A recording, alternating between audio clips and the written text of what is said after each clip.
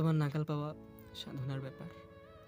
সাধনা ছাড়া কেউ যদি কোনোদিন তোমাকে পেয়ে যায়, তাহলে সেই মানুষটি হবে পৃথিবীর সবচাইতে বড় ভাগ্যবান মানুষদের মধ্যে একজন।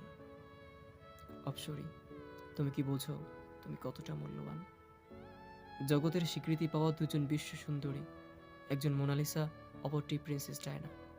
এনারা জীবিত থাকলে হয়তো তোমার সৌন্দর্যকে কুর্নিশ করত। শুধু তারাই নয়, বিশ্ব ব্রহ্মাণ্ডের সমস্ত রমণীরাও তোমার সৌন্দর্য দেখে মুগ্ধ হবে। সৃষ্টিকর্তা তোমাকে খুব যত্ন করে সৃষ্টি করেছেন। কেউ যদি কখনো আমাকে স্বর্গের হুরপরীদের গল্প শোনাতে আসে, তখনই আমার সর্বপ্রথম তোমার কথা মনে পড়ে যায়। মাঝে মাঝে আমার কি মনে হয় জানো, স্বর্গের যে হুরদের কথা বলা হয়েছে, তুমি তাদেরই মধ্যে একজন। হুরপরী কিংবা অপ্সরী বলতে আমি কেবল তোমাকেই বুঝি, কেবল তোমাকেই।